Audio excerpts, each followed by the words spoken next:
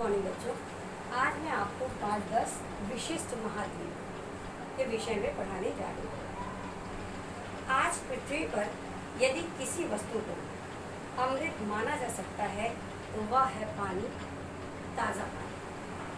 पृथ्वी पर जीवन का अस्तित्व पानी के ही कारण है। इसके बिना कोई भी जीव जीवित नहीं रह सकता। पानी वह वस्तु है जो पृथ्वी के एकदम दक्षिणी भाग में स्थित अंटार्कटिका में बहुत बड़ी मात्रा में उपस्थित है। अंटार्कटिका एक ऐसी जगह है जहाँ पर कि सबसे ज़्यादा बड़ी मात्रा में पानी की उपलब्धता है। अंटार्कटिका की धरती पर जमी बर्फ की चादर में पृथ्वी पर उपस्थित ताजे पानी की कुल मात्रा का लगभग 70% भाग फैला हुआ है। जो बर्फ की चादर है अंटार्कटिका में, वहाँ पर ताज़े पानी का 70% भाग जो है वो फैला हुआ है। यानी कि सबसे बड़ा भाग पानी का कहाँ है? अंटार्कटिका में। आज शुष्क प्रदेश पानी की आवश्यकता के लिए अंटार्कटिका की ओर ललचाई दृष्टि से देख रहे हैं। जहाँ पर पानी नहीं है, जहाँ सूखा है, वहाँ के लोग जो है अंटार्कटिका की तरफ ही पानी की आस लगाए देखते रहते हैं, ललचाई निगाहों से उसे देखते रहते हैं। खाद्यान्नों के संदर्भ में आज हमारा देश काफ़ी अच्छी स्थिति में है। वह खाद्यान्न आयात करने की बजाय निर्यात कर रहा है, यानी कि दूसरे जगहों में भेज रहा है अपने खाद्यान्न को। परंतु उसकी पानी की समस्या दिन प्रतिदिन गंभीर से गंभीरतम होती जा रही है। खाद्यान्न के मामले में तो यह बहुत अच्छी है, लेकिन पानी की समस्या जो है वो दिन प्रतिदिन बढ़ती जा रही है। इसलिए निकट भविष्य में हमें भी अपने ताजे पानी की मांग को पूरा करने के लिए अंटार्कटिका की शरण में जाना पड़ सकता है। इसलिए आने वाले भविष्य में, आने वाले समय में हमें ताजे पानी की चाह के लिए, मांग के लिए हमें अंटार्कटिका की ओर अपना रुख करना पड़ सकता है, अंटार्कटिका की तरफ जाना पड़ सकता है। अन्य महाद्वीपों से भिन्न माने अलग, अन्य महाद्वीपों से भिन्न अंटार्कटिका की विशेष स्थिति के परिणाम स्वरूप वहाँ ऐसे अनेक भौतिक, चुंबकीय, खगोल वैज्ञानिक, जैव और प्रदूषण संबंधी परीक्षण किए गए हैं और अब भी किए जा रहे हैं, जिन्हें पृथ्वी के अन्य क्षेत्रों में करना संभव नहीं है।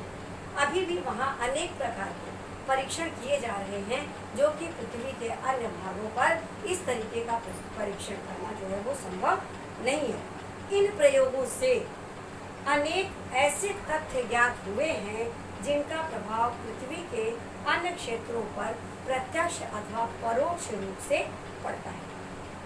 इन प्रयोगों से अनेक ऐसे तथ्य जो ये प्रयोग किए गए हैं, जो ये परीक्षण किए गए हैं, उनसे अनेक ऐसी चीज़ें जो है वो जानकारी में आई हैं कि जिनके कारण जो है कई ऐसी चीज़ें जो सामने से या सामने से ना दिखाई पड़ने वाले के रूप में जो है हमें पता चलता रहता है।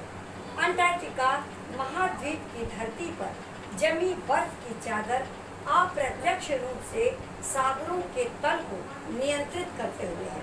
जो बर्फ की चादर जो जमी हुई है वह अप्रत्यक्ष रूप से सागरों की तल में जमी हुई है। उसके पिघलने से सागरों में पानी की सतह 70 मीटर से अधिक ऊंची उठ सकती है।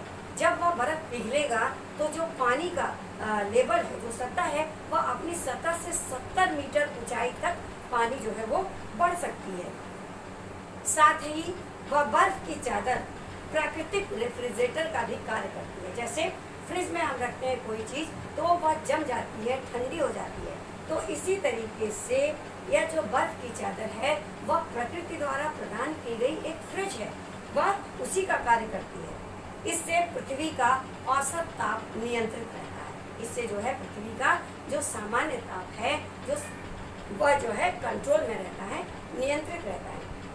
आज अंटार्कटिका महाद्वीप भारत के लिए एकदम अपरिचित नहीं रह गया है। आज अंटार्कटिका महाद्वीप जो है वो भारतीयों के लिए या हमारे देश भारत के लिए अपरिचित नहीं है, वह बहुत निकट आ चुका है, उससे हमारे निकट संबंध बन गए हैं। सन 1981 के बाद से प्रतिवर्ष हमारे अध्ययन दल वहां जा रहे हैं। सन 1981 के बाद से जो हमारे यहाँ के शोधकर्ता हैं, जो परीक्षण करने वाले हैं, उनका एक समूह जो है वो अंटार्कटिका में पहुंच रहा है। हमारा अपना अध्ययन केंद्र भी वहां पर काम कर रहा है और कई हमारे अध्ययन केंद्र ऐसे हैं, शोध केंद्र ऐसे हैं जो कि अंटार्कटिका में जाकर अपना कार्य कर रहे हैं। हमें मालूम है कि भारत के बाहर भी एक गंगोत्री है। जैसे भारत देश में गंगोत्री हैं, तो हमें ये पता है कि अंटार्कटिका में, भारत के बाहर अंटार्कटिका में भी एक गंगोत्री है।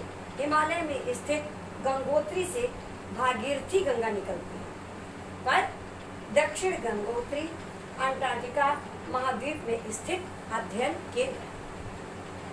भारत के हिमालय में तो गंगोत्री जो स्थित है वो तो है ही, लेकिन दक्षिणी अंटार्कटिका में भी जो है गंगोत्री स्थित है। वर्तमान समय में अंटार्कटिका में दक्षिण गंगोत्री नामक अनुसंधान केंद्र बर्फ में धंस जाने के कारण निष्प्रयोज्य हो चुका है। बर्फ के भीतर जो है ये अनुसंधान केंद्र जो हमारा था वह बर्फ के भीतर धंस गया है। इसके कारण वो निष्फल हो गया है, निष्प्रयोजन हो गया है। भारत के नए अनुसंधान केंद्र का नाम मैत्री है। अब वहाँ पर जो अनुसंधान केंद्र है उसका नाम जो है वो है मैत्री। हमारे भारत देश के अनुसंधान केंद्र का, यानी कि जहाँ पर खोज किया जाता है, उसका नाम मैत्री है। यहाँ अनेक देशों ने अपने अपने वैज्ञानिक केंद्र स्थापित किए हैं। इन केंद्रों की संख्या और आकार दिन प्रतिदिन बढ़ रहे हैं, दिन प्रतिदिन बढ़ते ही जा रहे हैं। यद्यपि अंटार्कटिका महाद्वीप पर भौतिक परिस्थितियां बहुत विषम है। विषम माने बहुत कठिन है। जो वहाँ की भौतिक जलवायु है, जो परिस्थिति है, वो जो है बहुत ज़्यादा कठिन है। परंतु अनेक अध्ययनों और प्रयोगों के लिए यह एक आदर्श स्थल है। परंतु यहाँ जो प्रयोग करने जाते हैं, अध्ययन करने जाते हैं, वह उनके लिए आइडल माना जाता है, आदर्श स्थान माना जाता है। अंतरिक्ष के अध्ययन के लिए यह विशेष रूप से उपयुक्त स्थान है। यहाँ पर जो हवाई प्रौद्योगिकी का प्रशिक्षण करते हैं, उनके लिए यह विशेष स्थान रखता है। अंटार्कटिका में स्थापित टेलीस्कोप हमारी आकाश गंगा का निरंतर अवलोकन और अध्ययन करता रहता है। अंटार्कटिका में जो टेलीस्कोप है वह हमारी आकाश गंगा के बारे में लगातार जो है पता करता रहता है, उसके विषय में पढ़ता रहता है। एक अन्य टेलीस्कोप डासी का काम ब्रह्मांड के आकार और आकृति का अध्ययन करना तथा यह अनुमान लगाना है कि ब्रह्मांड कैसे बना था और उसका अंत कैसे होगा। एक और टेलीस्कोप है जिसका नाम है डासी। उसका काम है ब्रह्मांड के विषय में पता करना कि ब्रह्मांड का निर्माण कब हुआ या कैसे बना और अब इसका अंत कब होना है। आज अंटार्कटिका में और भी कई विलक्षण वैज्ञानिक प्रयोग किए जा रहे हैं। एक अध्ययन से ब्रह्मांड के उद्गम से लेकर, उद्गम माने उसके जन्म से लेकर जीव जंतुओं पर जलवायु के गर्म होते जाने के तात्कालिक और दीर्घकालिक प्रभावों का पता लगाया जा रहा है। एक अध्ययन से ब्रह्मांड की उत्पत्ति से लेकर और उसके चलते रहने और उसके पहले के विषय में जो है पता लगाया जाता है। इसी से जुड़ा है एक और अध्ययन जिसका लक्ष्य है अत्यंत दुर्गम परिस्थितियों में मनुष्य की शारीरिक और मानसिक क्षमताओं पर पड़ने वाले प्रभावों का पता लगाना। और इससे भी एक और अध्ययन है जिसका मात्र यही एम है, यही लक्ष्य है कि वह कठिन से कठिन परिस्थितियों पर मनुष्य अपनी मानसिक और शारीरिक क्षमताओं पर जो उसका प्रभाव पड़ता है उस पर कैसे अंकुश लगाए, कैसे रोक लगाए। समाजशास्त्री सदियों से एक ऐसी बस्ती की कल्पना करते आ रहे हैं जहां विश्व के अनेक देशों, धर्मों और मान्यताओं के लोग मिलजुल कर सौहार्दपूर्ण तरीके से रहते हैं। यानी कि एक वहाँ के जो जो समाजशास्त्री हैं वह एक ऐसी बस्ती बनाने के विषय में सोचते हैं कि जहाँ विश्व के सभी लोग, सभी देशों के लोग, सभी धर्मों के लोग और जो किसी भी मान्यताओं को मानते हैं, ऐसे लोग मिलजुल कर बड़े ही प्रेमपूर्ण तरीके से रहते हों, जहाँ कोई सीमा विवाद न हो, जहाँ कोई सीमा की विवाद न हो कि ये हमारे एरिया है और ये तुम्हारा एरिया है, इस तरीके का कोई विवाद न हो और लोग बड़े प्रेम और परस्पर से वहाँ रहे। जहाँ कोई व्यक्ति, जहाँ कोई कोर्ट कचहरी न हो, जहाँ पर लोग आपस में लड़ झगड़ कर अपने विवादों को सुलझाने के लिए कहीं और न जाएं, वहाँ कोई भी कोर्ट कचहरी ना हो, अर्थात इतने प्रेम और प्यार स्नेह से लोग वहाँ पर रहें। साथ ही जहाँ की वायु, जल और धरती एकदम शुद्ध तथा प्रदूषण रहित हो और वहाँ की वायु, जल और धरती जो है वह शुद्ध हो, प्रदूषण से मुक्त हो। जहाँ न कोई व्यक्ति नशा आदि करता हो और न ही कोई विवाद या झगड़ा रहता हो। ऐसे जगह की कल्पना समाजशास्त्री कर रहे हैं कि जहाँ पर कोई लड़ाई झगड़ा न हो, जहाँ व्यक्ति नशा न करता हो, जहाँ कोर्ट कचहरी न हो, जहाँ पर कोई सीमा विवाद न हो, ऐसे स्थान की, ऐसे बस्ती की समाजशास्त्री जो है वो कल्पना कर रहे हैं कि अगर ऐसी जगह हो तो कितना आनंद आए। आज अंटार्कटिका में ऐसी बस्तियां वास्तव में मौजूद हैं। ऐसे कई जगह हैं जो सच में वहां पर स्थित हैं, जहां पर कि लोग प्रेम और शांति से रहते हैं। ये बस्तियां छोटी छोटी हैं और अंटार्कटिका के विभिन्न भागों में स्थित हैं। ये बस्तियां जो है बहुत ही छोटे छोटे लोगों में विभाजित की गई हैं और अंटार्कटिका के विभिन्न भागों में जो है ये बस्तियां स्थित हैं। ये किंग जॉर्ज द्वीप से मैकमर्डो साउंड तक वैज्ञानिक केंद्रों के निकट स्थित है। जहाँ वैज्ञानिक अध्ययन केंद्र हैं, शोध केंद्र हैं, वहाँ पर यानी कि किंग जॉर्ज द्वीप से मैकमर्डो साउंड ये जगह का नाम है, वहाँ तक ऐसी छोटी छोटी बस्तियाँ जो है मौजूद हैं, जहाँ पर कि कोई लड़ाई झगड़ा और वाद विवाद नहीं है।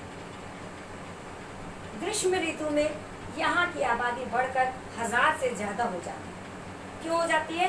क्योंकि गर्मी के दिनों में यहाँ का मौसम ठंडा रहता है, तो अधिकतर लोग अंटार्कटिका की तरफ का ही रुख करते हैं। मैकटाउन से अंटार्कटिका सन नाम से एक साप्ताहिक समाचार पत्र प्रकाशित होता है।